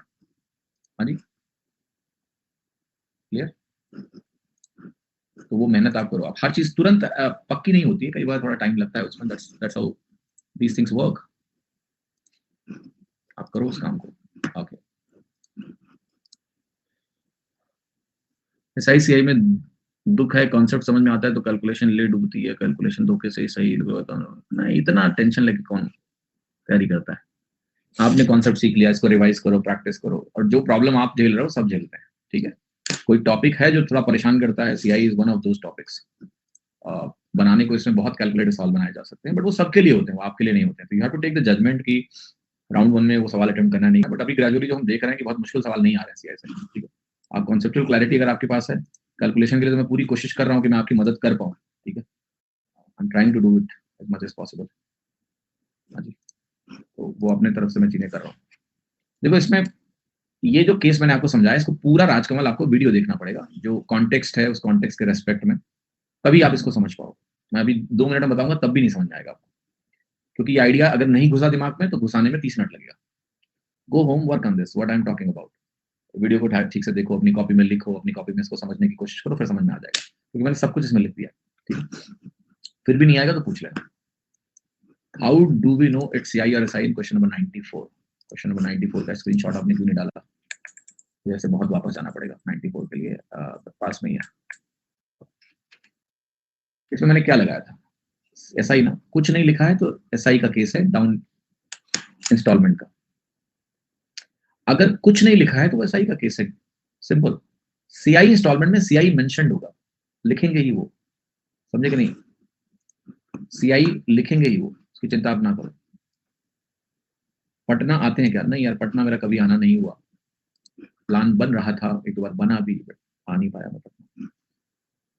बट पटना की सारी गाड़ियां हमारे घर से होकर निकलती हैं, गोंडा से। गोंडा के पास ही मार रहे थोड़ा दूर।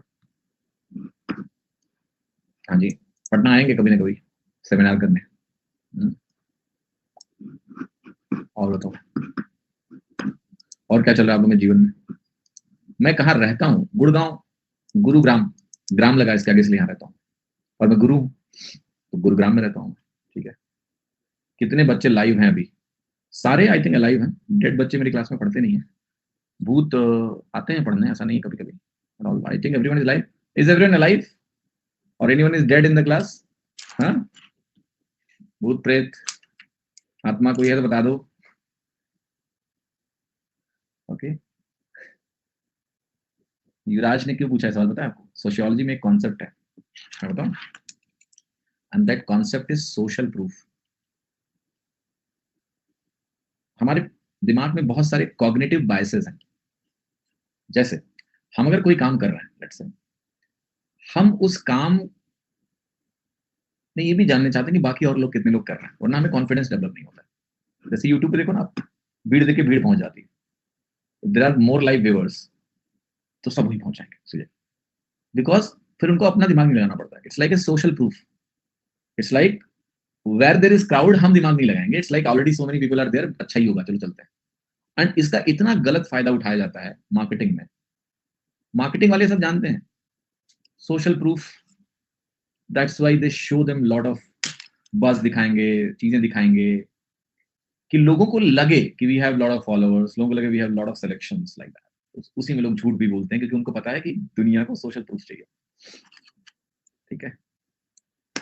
जैसे आपने दोस्त को फोन करोगे, फोन लेना है, यार यार ये फोन ले लो बस, because you don't want to research और put your time into it, so you just go. आज समबडी, एक से पूछा, दूसरे से पूछा, दोनों ने बोला ले लो। तो एक बड़ी अच्छी लाइन बोली जाती है मार्केटिंग एंड सेल्स में, people don't by what they need,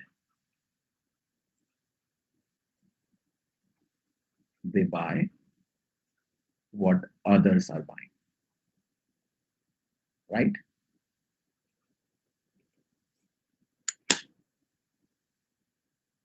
तो तुम्हारी जॉब लगेगी और तुम देखोगे तुम्हारी बगल के डेस्क में बैठा हुआ एएसओ तुम्हारे साथ ही पढ़ा, मतलब बैच का है, और देखा तुमने कि उसने आईफोन खरीद लिया, you will immediately have a feeling to buy iPhone. घर जाओगे, मन करेगा ले लेते हैं आईफोन, कितना महंगा है, ईएमआई पे आ जाता है। You will find reasons for that, because we are monkeys, you know. Monkey है हम लोग, बंदर की नहीं, बंदर से ही आए हम लोग। It is said that chimpanzee और हमें डीएनए में बहुत कम अंतर है। Most of the DNA matches, around 96-97% DNA matches with chimpanzee. तो मंकीज की सबसे बड़ी आदत क्या है? कॉपी। इसलिए हमें मंकी माइंड बोला जाता है, yes, because we always try to copy. तो जब भी कोई पूछता है कितने लोग लाइव हैं, basically it's a question raised by the mind to just ascertain कि am I at the right place or not। और ये कितनी बड़ी विडंबना है कि कि इसकी जरूरत पड़ती है जज करने के लिए, है। Okay, how many are live, even वो डेटा मुझे भी नहीं दिखता है, but this batch is followed by students who are in 5 digits,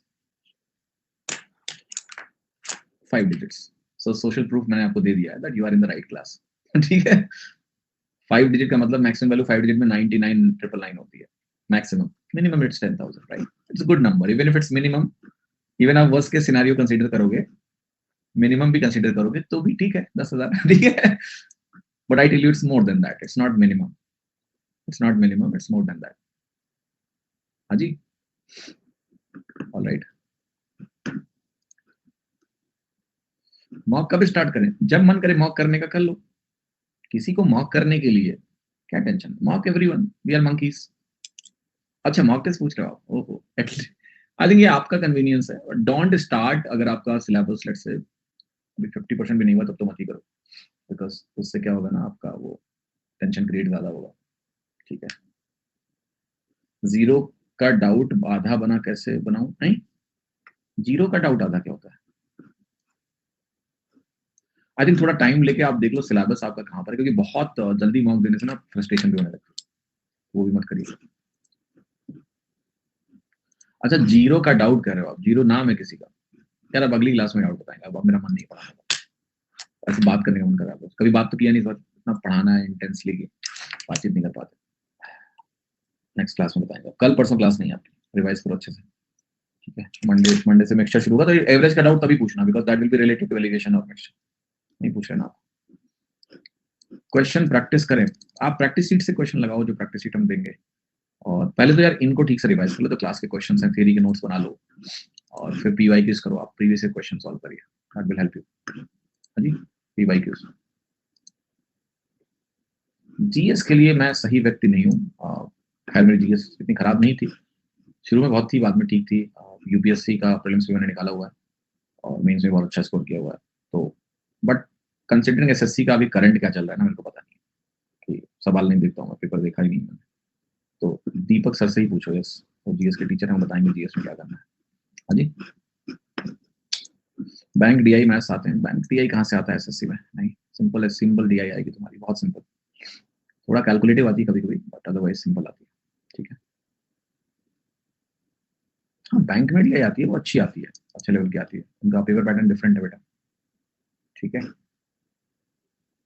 reasoning किससे पढ़ना है, आई थिंक कोर्स देखो किसका चल रहा है, पढ़ लो, प्लस में तो आप किसी से भी पढ़ सकते हो, तो अभी रीजनिंग के जो भी एडुकेटर्स हैं उनको फॉलो कर लो, आगे और भी एडुकेटर जुड़ते रहेंगे, अभी जो है वो कर लो। चलो अभी चलते हैं, फिर मुलाकात करेंगे आपसे नेक्स्ट क्लास में मंडे को, थैंक यू।